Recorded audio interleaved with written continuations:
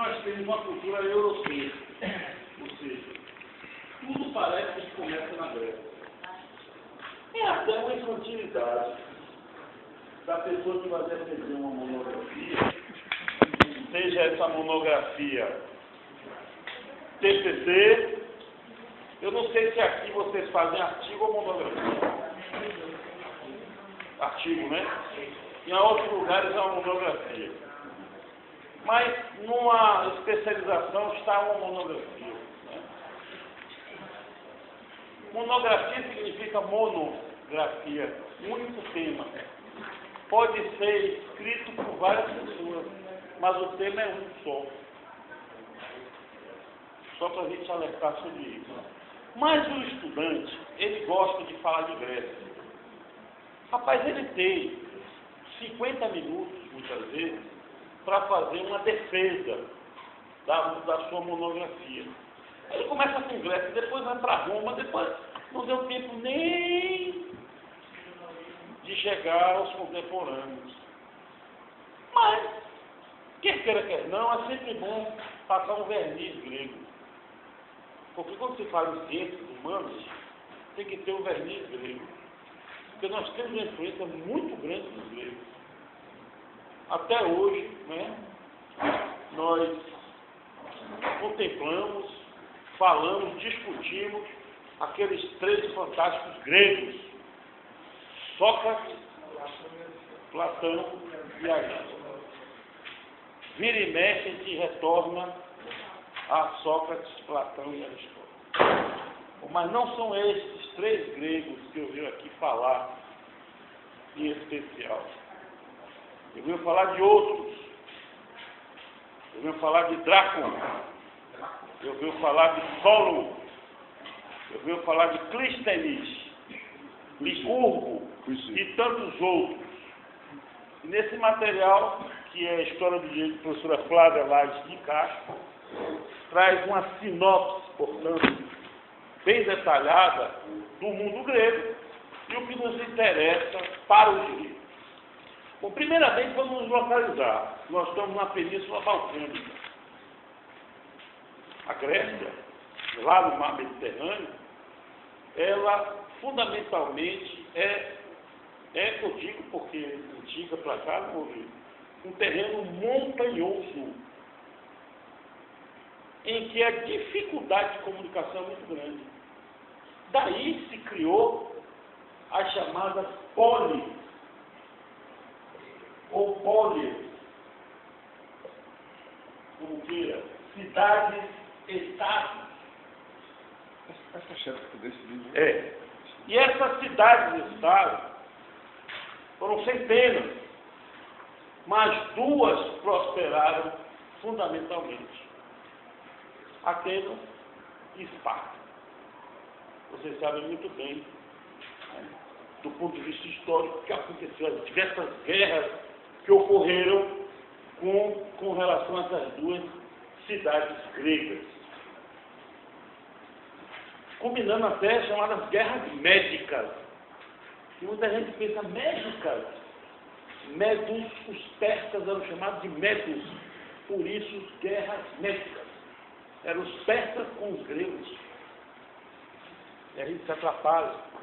Guerra do Peloponeso, também.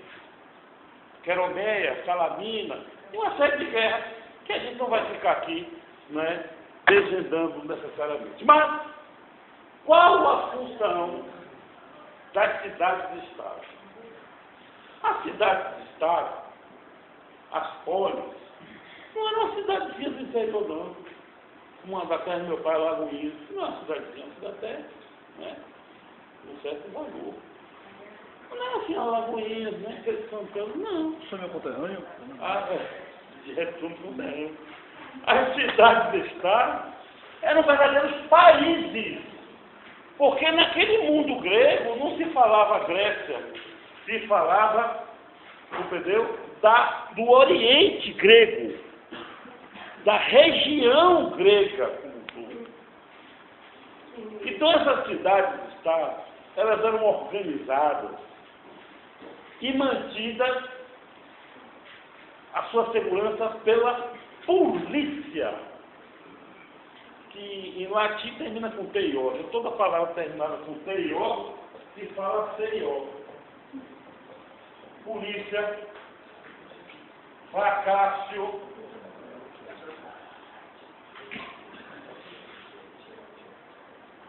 teió, você fala teió. Polícia, vacácio.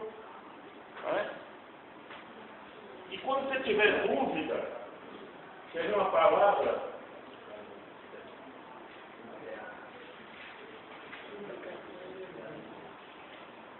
A gente acha muito importante, né?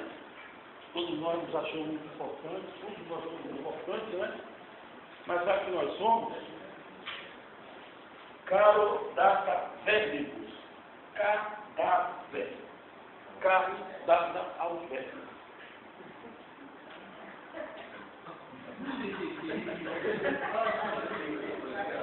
Tá vendo? Como nós somos importantes, evidentemente que essa palavra hoje já não deve ser nem utilizada, na medida que existe um transplante, né? E até o Chico Scarpa, ele tem uma coisa interessante, ele enterrou um carro de $1 milhão e meio de reais, ou dólares, sei lá o quê, e quis dizer que olha o que vai acontecer você quando morrer, você vai enterrar seu carro, você vai... E fez uma publicidade em cima disso, que a doação achei extremamente interessante. Eu sou doador, evidentemente o fígado não pode mais ser doado, por razões que são íntimas, eu não vou explicar. Dá para vocês entenderem, né? Dá para vocês entenderem, né? Que eu vou acabar matando o transplantado, né? Bom, as cidades dos estados, elas tinham essa função de organização política e social. Aí está o direito administrativo. Toda a estrutura existia o quê? Classes sociais. Classes sociais que, inclusive, se ingressavam em conflito. Existia a hierarquia dos reis, a pirâmide existia também, como de fato existe no mundo moderno. Muito bem. Mas, conforme vocês estão vendo, nesse primeiro momento, o material que todos estão comigo, estão com ele nas mãos, você pode observar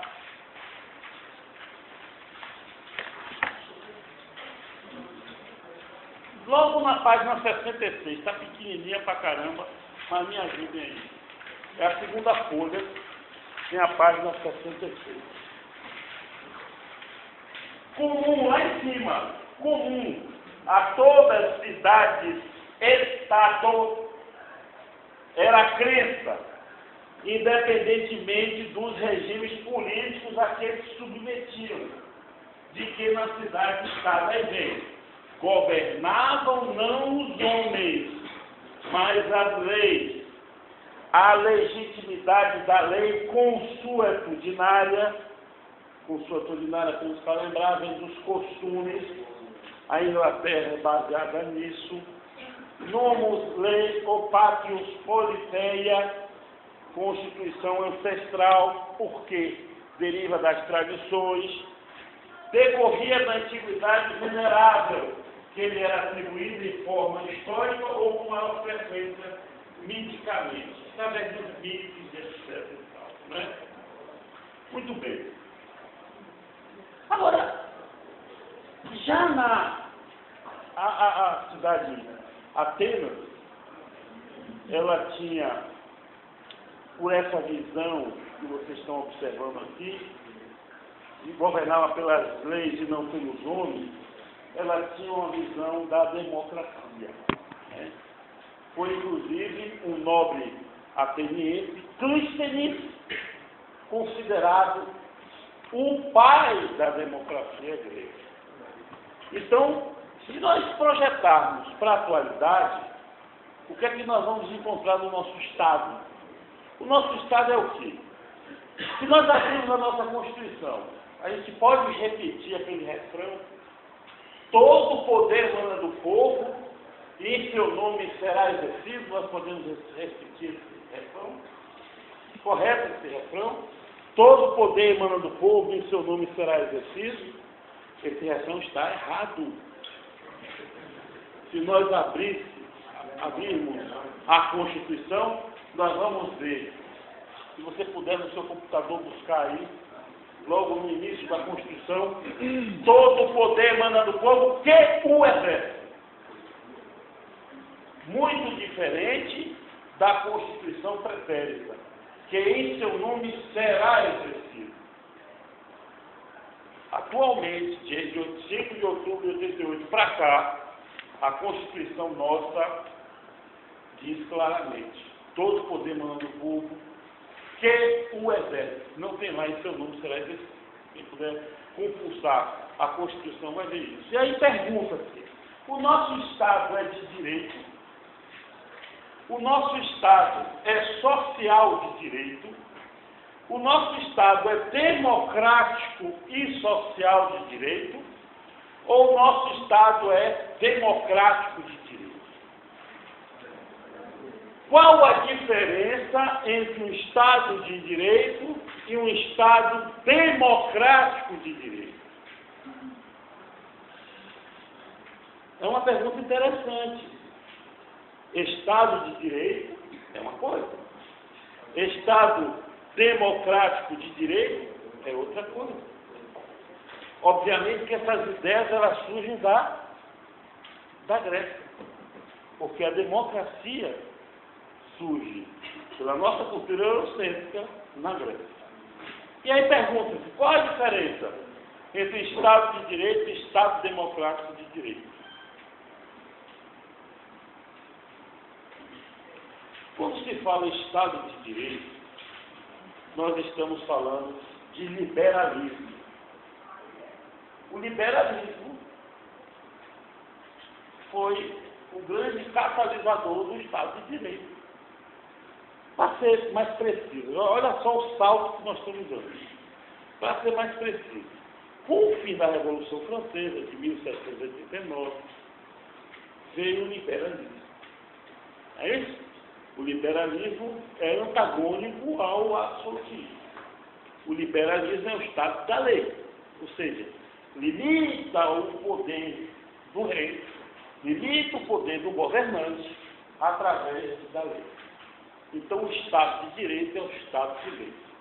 Se você perguntar ao Hitler se o Estado alemão, na época do Terceiro Reich, era Estado de Direito, Hitler vai dizer que sim. Porque tudo o que ele fazia era de acordo com a lei. Lei alemã, lei impositiva, lei dominadora, fascista, nazifascista, etc. Você sabe muito bem disso. Mas não tinha o recheio da democracia do direito. Porque o nosso Estado é democrático de direito. Na medida em que há uma participação popular da condução dos negócios políticos no Estado. Verdes graça, por exemplo, no plebiscito, no referendo, na eleição direta.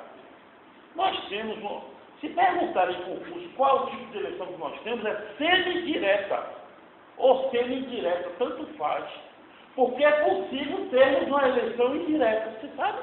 Para presidente da República. Você sabe que é possível nós termos uma eleição indireta para presidente da República? Na vacância dos 2 últimos anos do presidente da República? Para ser a eleição indireta? Não acontecendo isso, a eleição será direta. Ora, se convivemos com os dois sistemas, nossa eleição é semi-indireta, porque é possível uma coisa ou outra. Isso nos concursos cai. Toda hora as pessoas botam direta, esquecendo justamente desse tipo de situação. Afora isso, o plebiscito referendo já demonstra, né, a questão democrática do Estado de Direito. O Estado é de lei, mas tem que ouvir o povo nesse cenário. Daí a contribuição de Atenas para o direito constitucional, mais precisamente o nosso Estado Democrático de Direito, é fundamental nas ideias de Clístenes, nas ideias do nobre ateniense Clístenes. Aí veio sua co-irmã, que totalmente diferente dela, com esses ideais. Foi justamente em Atenas que surgiram os grandes filósofos.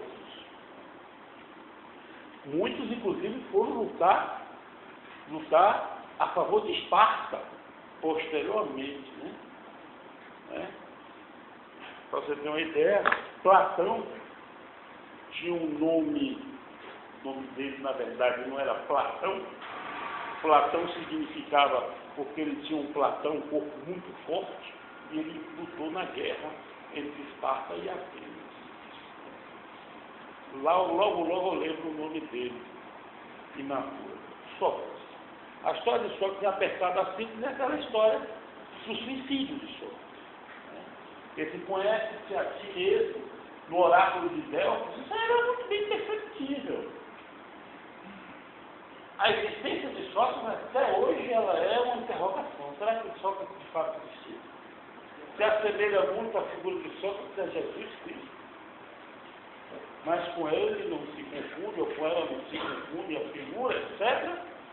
Mas uma coisa é que ele trouxe à época foram reflexões. Existiam os pré-socráticos, que eram aqueles que manipulavam a cabeça das pessoas com seus silogismos. Sócrates desenvolveu e foi contra, mas os pré-socráticos foram importantes também para a existência do Sócrates. Mas voltando à história do suicídio, para não nos alongar muito na biografia daquele que nós estamos apresentando, a história do suicídio é importante.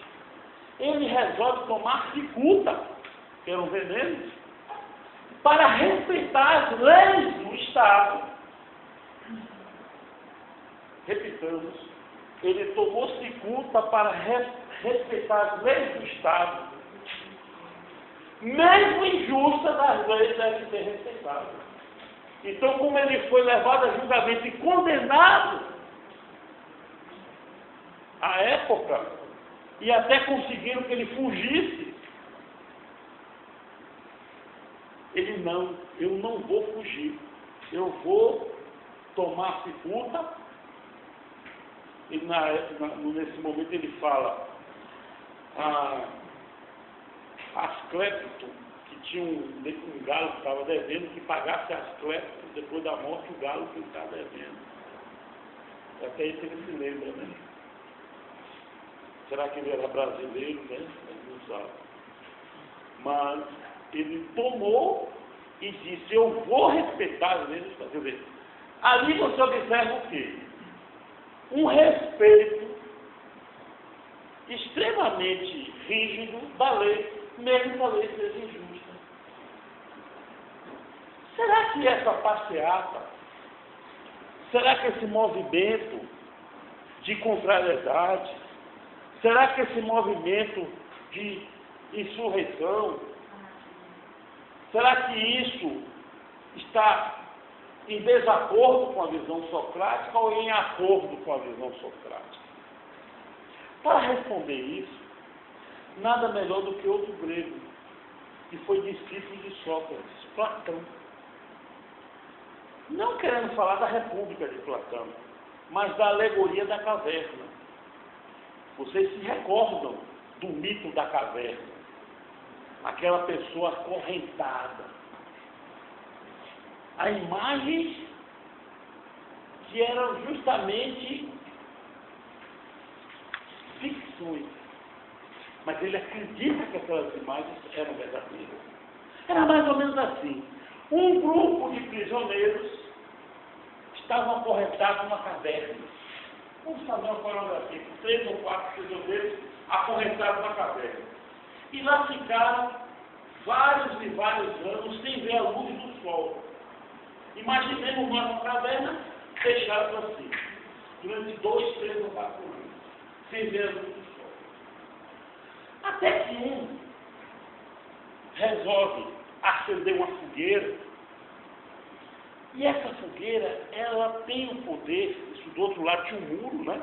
Tinha uma fogueira, Essa fogueira tem um poder, porque causa luz, de refletir objetos que porventura passassem no raio dessa fogueira.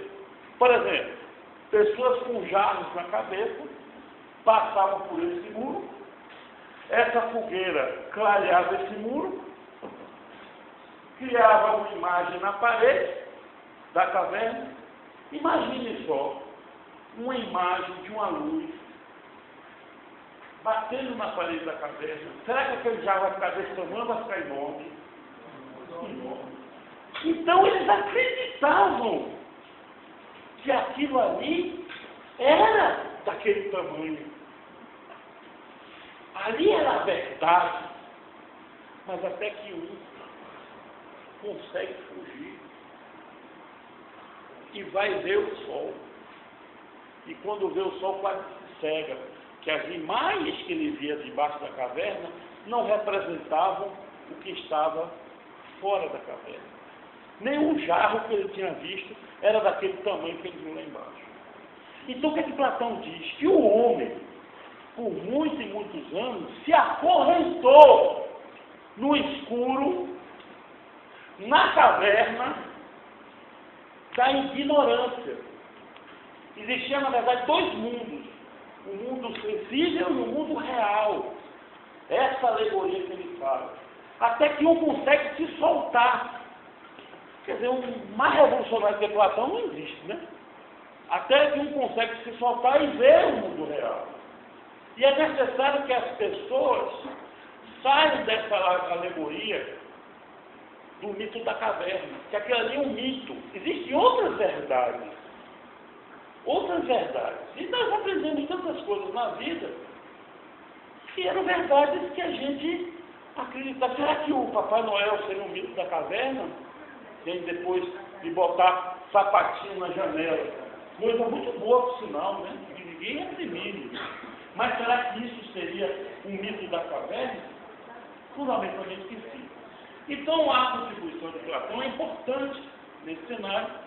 Talvez um Sócrates melhorado seja um Platão, né? Aí vem o Aristóteles para trazer uma contribuição que foi a régua de Lebus, ou mais precisamente a régua aristotélica. O que seria a régua aristotélica? Vejam que ele vem depois de Platão, embora contemporâneo, todos três, né? A régua aristotélica simbolizava a equidade. Isso é importante para o direito. Que as pessoas, poucas pessoas têm na vida social equidade. Por exemplo, vamos ser honestos. Eu chego aqui agora, recebo uma senha, recebo uma data para fazer a prova. Mal eu dei assunto, eu vou fazer prova agora. Porque tem um calendário. Será que eu não vou ter que ter razoabilidade, bom senso? Né? Se o terreno está montanhoso,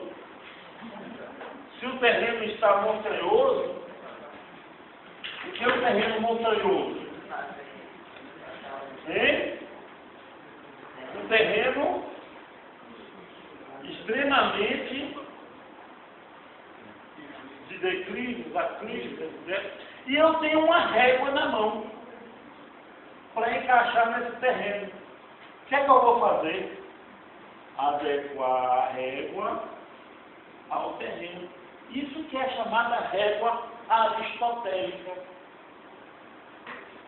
Isso, e apertado assim, significa equidade, que é a lei da igualdade. É a igualdade mais um plus. E essa foi a contribuição de Aristóteles. Tudo bem. Falar em código em Atenas ou Esparta, nós não podemos esquecer que tinha uma classe social muito bem dividida.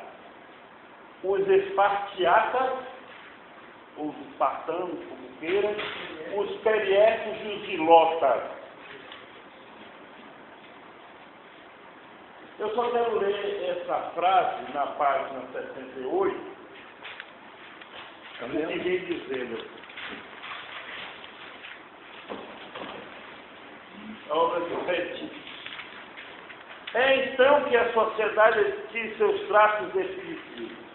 E lotas servem do Estado. Hiperiecos sem direitos políticos. São dominados pelos espartanos de raça pura. Povo numeroso desde o começo, 10 mil guerreiros, aliviados de qualquer preocupação material, que se consagram desde os 7 até os 70 anos ao treinamento militar, casam-se patrioticamente aos 30, mas dormem no quartel até os 40, pagando com esta servidão militar a grandeza de ser os melhores infantes do mundo e a austera alegria do dever cumprido. Interessante isso, não é? Vocês sabiam, curiosamente, porque nós falamos muito em roubo, né? Roubo é uma coisa terrível. 157. Mas vocês sabiam que eles eram estimulados a praticar o roubo? Isso, e punidos se não conseguisse roubar. Vamos aí à página 69 lá em cima. Com o intuito de desenvolver a independência desses meninos, eles eram incentivados a roubar, principalmente alimentos. Quem rouba alimentos? Qual é o crime? Como se dá o nome desse crime? Também. Famélico. Mas será que roubar para comer é o crime? Então já podemos falar, vamos cair então, colega, muito bem, para um estado de necessidade. Evidentemente você não pode adentrar um supermercado e pegar um Johnny Walker, derramar na goela e dizer estado de necessidade. Estou até com um atestado médico aqui. Que eu tenho que tomar dose homeopática bem, definida. Isso aí é um pouco meio hilário, mas vamos lá. Então, entretanto, se mal sucedido, que o colega fala, o garoto era surrado impiedosamente. O detalhe é que a surra não era dada por ele ter roubado, mas por ter sido pego. Interessante isso. O roubo, que isso na Mesopotâmia, como nós vimos, na pena de Italião, os hebreus idem, os egípcios mais quadros, mas também jogaram no crocodilo, era um castigo, né? Utilizava a pena de Italião, tal qual. Mas já em Roma, ou melhor, desculpe, em Esparta, na Grécia, o roubo era estimulado aos espartanos e outras cidades-estado, diametralmente oposta à vida. Então a gente tem que colocar na cabeça, com esses anos todos de direito e os que vocês estão adquirindo, que direito é convenção. O Calmon de Passos dizia, direito não é sólido, nem líquido, nem gasoso, nem material, nem imaterial. Que é direito? Direito é uma convenção, meu irmão, que os homens deram para ele, para regular e disciplinar a vida em sociedade. É isso. E muitas vezes, outrora, roubar era bonito. Professor, essa ideia aqui, o roubo não ficava muito simples, não? Então, foi claro que era um monte de quilo de aço. Estou entendendo. Mas naquela época, todo mundo andava com o seu carneirinho debaixo do braço. Não tinha. Não tinha. CP, né? Você na hora de você parar com a espada, ele ligar o carneiro, empurrava a espada. Podia até fazer uma distorção também, que a gente fez já diferença, né? Se você não me der o carneiro, eu não faço o pescoço. Isso é legal. Ninguém deixa sua ovelhinha assim à toa, não. Está lá o curso também, né? Essa descrição. Mas vamos lá. Bom, a economia, não vou entrar nesses maiores problemas. a questão da política, cultura e ideologia. São as palavras interessantes, né? Xenofobia é a versão, desconfiança, temor, antipatia por pessoas estranhas. Chinelavia. Apenas para lembrar o ético do advogado, pessoa viver, né? Casa, por exemplo, chinelavia. Qual o problema, hein, mano? É o banimento e impedimento de estadia de estrangeiros. E laconismo, quando se fala somente o mínimo necessário. Isso é importante. O sujeito é meio lacônico. Vem lá justamente das partes. Ou seja, fale o menos possível. Só que o lacônico que nós observamos é completamente diferente. Né? É o lacônico, aquela pessoa que anda meio que estimulada, poder seria dizer assim. Bom, vamos lá, Drácula, é o que nos interessa, página 73. Tudo isso, gente, eu faço um resumo histórico para pegar ideias, né? E vocês se desenvolverem. Porque a aula não é história é e a gente vai atualizando. Hein?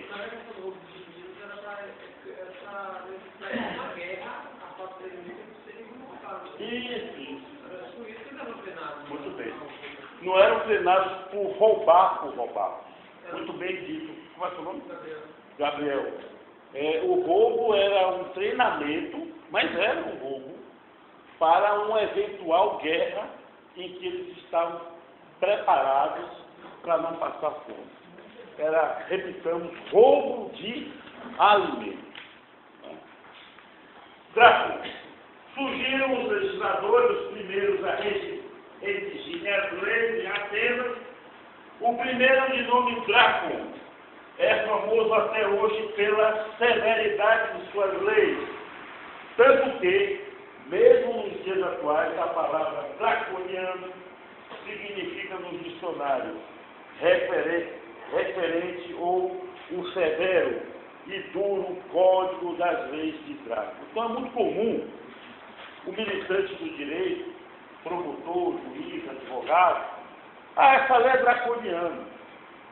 O Cícero fez uma convenção de condomínio draconiana. Essa multa é draconiana ou leonina. Também se fala essa expressão leonina. Vocês vão ver que existem os contratos e quando se coloca uma cláusula contratual leonina, é porque antigamente se jogavam os leões, né? Então aquela cláusula já em Roma era abusiva. Evidentemente que os contratos eles surgem com a seção mais jurídica em Roma, que evidentemente é o berço do nosso direito, mas não é exclusivo não, é o berço do nosso direito. Então as leis chamadas leoninas muito se aproximam às de Roma, às de Atenas, draconianas, em função de serem severas as leis draconianas. E aqui tem alguns exemplos. Essa severidade pode ser compreendida pelo fato de Drácula ser um eupátrida. Ele não era nem ilota, nem tampouco ele era um ilotas ou metecos ou periecos, né? Lembrando assim. Conservava todos os sentimentos da sua carta e era instruído no direito religioso. Não parece ter feito outra coisa mais do que passar escrito os antigos costumes, sem nada alterar. Sua primeira lei é esta: devemos honrar os deuses e os heróis e oferecer-lhes sacrifícios anuais, sem nos afastarmos dos ídolos seguidos pelos antepassados. Bem atual isso, né? Em alguns partidos políticos aqui. Bom, não dizem até que ele não foi um inovador, ele foi, na verdade, um reprodutor das leis pretéritas, sendo que as utilizou as mais severas. Daí a história de leis draconianas de Drácula. Hein? Comparação. comparação de Minas abusivas e draconianos perderam. Uma comparação que traz de bom comparativo. Solo. Embora os seis do Draco tenham reconhecido uma existência legal ao cidadão, indicado o caminho da responsabilidade individual, eles não atingiam, provavelmente não era a sua intenção, o problema econômico-social e, consequentemente, o problema político. Desta forma, ao cabo de poucos anos, o Partido Popular voltou a exigir reformas. Foi indicado, portanto, Solo. Ele tinha a vantagem de ser aristocrata de nascimento e comerciante de profissão. Era como comerciante que Solo pensava, e foi assim que legislou. Então se observa que ele era mais adepto ao direito privado do que ao direito público.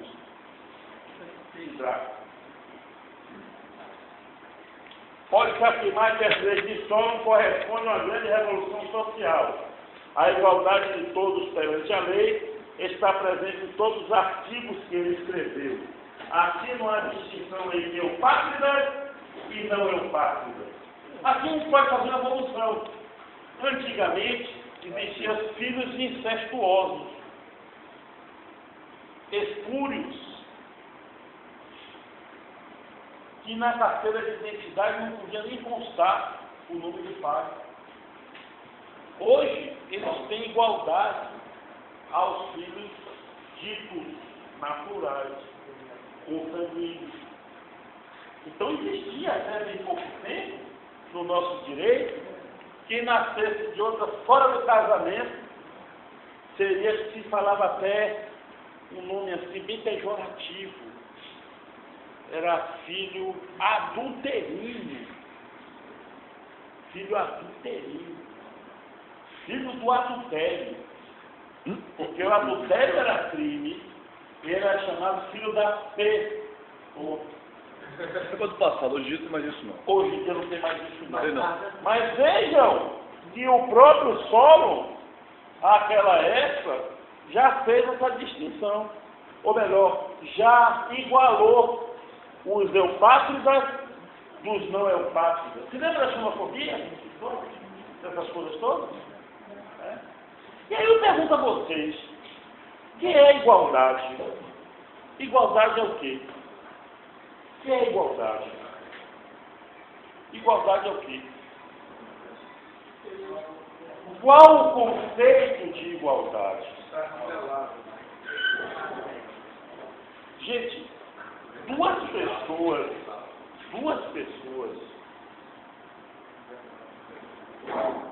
foram precursores da igualdade, da verdadeira igualdade. Aristóteles, com a sua régua aristotélica, e o Rui Barbosa, nosso águia diária, Rui Barbosa, que disse, já numa visão aristotélica, que devem tratar os desiguais com desigualdade na medida em que eles se desigualam. A verdadeira igualdade não é as pessoas serem iguais. Não, eu estou falando da igualdade, não de raça, de cor, porque essa todos somos iguais. Mas existe igualdade que ela é buscada por desiguais. O rico e o pobre, você é um juiz trabalhista, você vai tratar da mesma forma? Não. Você vai ter preconceitos? O que são preconceitos? Vai ter ou não vai ter? Claro, você vai seguir o quê? O hipossuficiente ou o hipereconomicamente? Claro que você, para você buscar a igualdade, você vai ter que tratar com desigualdade. Deve-se tratar os desiguais com desigualdade na medida em que eles se desigualam. Essa é a verdadeira igualdade que a Constituição quer dizer, portanto. Aí você vê o seguinte, ações afirmativas. Ações afirmativas são discriminações afirmativas. Eu vou discriminar. Eu vou abrir resposta. Isso é discriminação. Claro que é. Ou mentira. Porque tem discriminação negativa.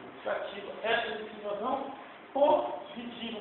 A gente fica discutindo isso. Até hoje, ainda tem essa corrente de discussão sobre cota. Mas isso, senhores, pode ter certeza, é irreversível. Você pense da forma que você quiser, mas eu fico imaginando. A escravidão termina em 1888, 13, né? Até que termina. Vamos dizer assim, um lado europeu para terminar a Princesa Isabel. Né? Histórico, portanto. De lá para cá, são pouco mais de 100 e poucos anos. As pessoas tinham condição de ter educação que outras pessoas tinham, em função da cor. Tem reparação? Tem mesmo. Cota importante? É. Para deficiente físico? Também. Como é que o sujeito que tem dificuldade de deambular, serei claro, um cadeirante, o sujeito tem dificuldade, rapaz, de até num sanitário.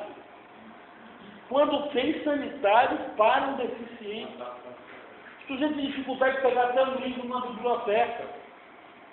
Como é que você quer botar em pé de igualdade esse cadeirante com ele, comigo, por exemplo, sempre tive tudo, não venho de família rica, meu pai sempre teve recursos.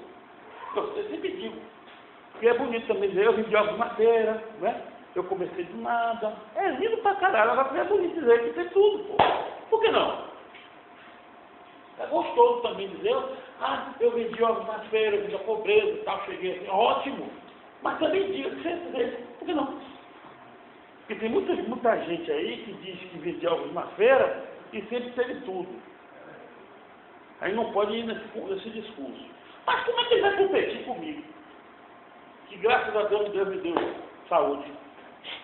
Não tem como. Mas o que se mede não é a questão econômica, é a questão, meu amigo, uma coisa está atrelada à outra. Não necessariamente significa dizer que quem tem questão econômica é mais inteligente que ele não tem. Mas ele tem mais facilidade.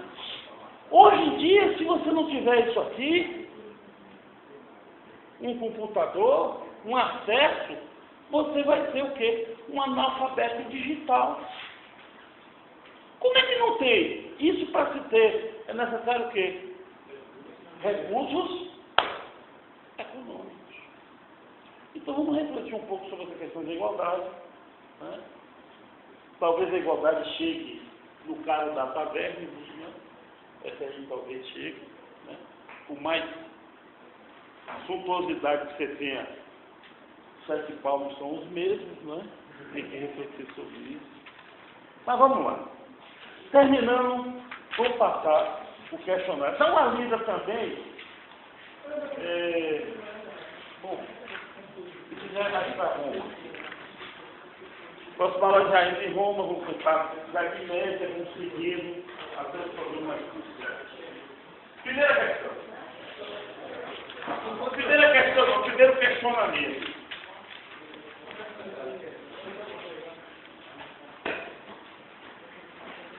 Comente. Espera aí, não. Espere aí. Espere aí. Comente e diferencie o Código de Hammurabi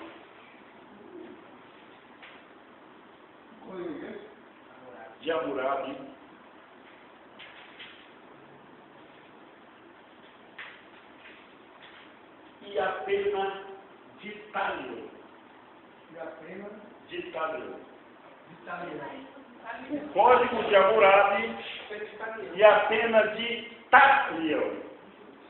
Talion.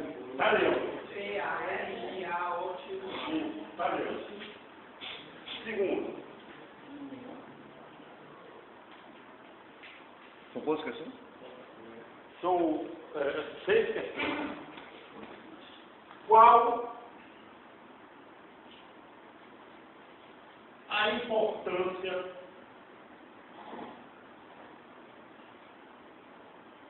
que os egípcios trouxeram para o direito brasileiro. Terminando.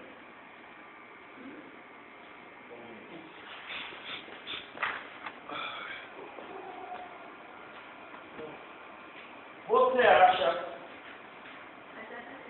Não, continuação. Isso é segmento. Outro segmento. Você acha que os traficantes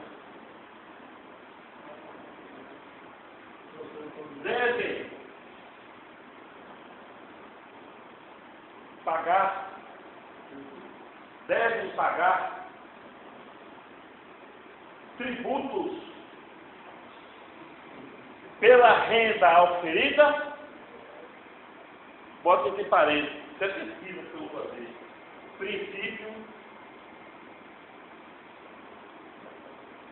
no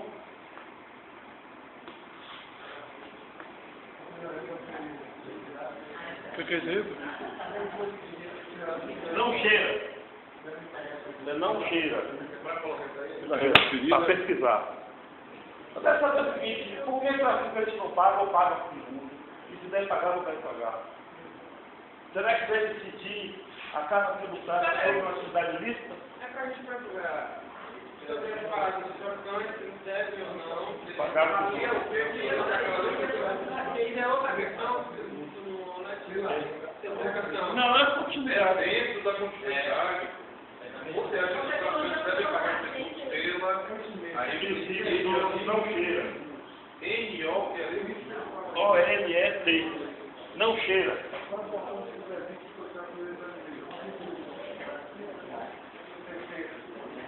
Não cheira, pode ser não cheira. Se quiser pesquisar na internet. Não cheira. Não cheira. Diz que não cheira por quê? Eu vendo a droga. A droga é legal. O Estado não está nem aí. Se é legal, se é legal, mas tem que ser tributado. Até que se fosse uma reflexão. Por que se tributa ou não se tributa questões ilegais, ou legais, ilegais, ou só as legais deveriam ser tributadas e as ilegais não? Qual a razão disso? Terceira questão.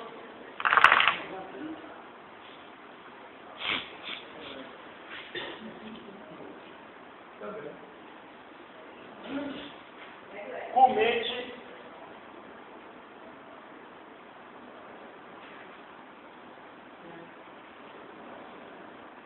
acerca, esse acerca juntinho, Lula,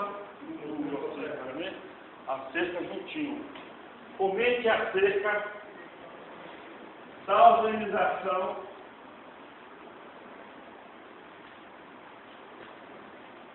administrativa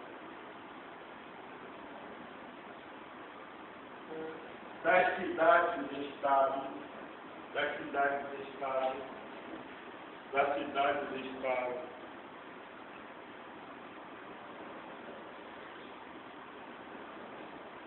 grega,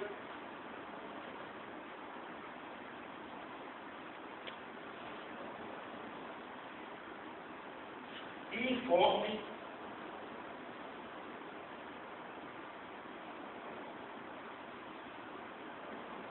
as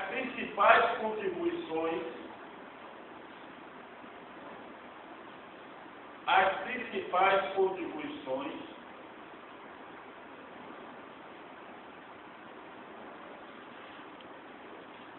de sono, Draco e Clístenes, de sono, Draco e Clístenes. Quarta questão. Foi? O quê?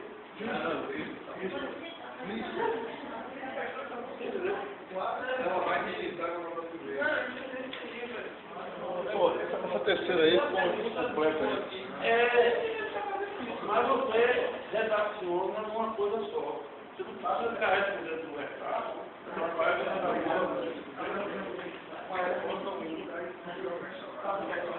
Som, dá uma repetida pra gente. Quinta questão. Quarta questão. Vou terminar na quarta. Tema livre. Evidentemente de história do direito. Vocês vão expor um tema livre da história do direito, desde que não seja os três anteriores. Certo? Tá bom. Veja só. Essas questões, o colega ali ficou um pouco preocupado. Aparentemente você pensa que é responder um pedacinho de um pedacinho de outro. Não é. Num contexto só, numa resposta só, você responde tudo, da primeira questão, da segunda, da terceira e, no caso, da quarta, do tema livre. Tá certo? Cada questão você tem aí, cada questão você tem mais ou menos aí uma média de, no mínimo, de 10, no máximo de 25 linhas, mais ou menos. Para você. Cada um? Então você tem mais ou menos isso. Responde 10 a 25 linhas. Não passa de 25 linhas. Mas também não deixe não chegar a 10. Então você tem mais ou menos um parâmetro. Alguma dúvida? Deixa eu fazer para conversar. Está com tempo.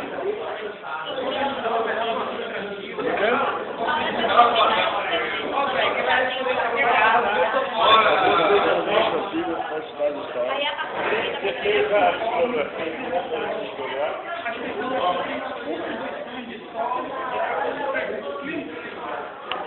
Isso que é uma pessoa já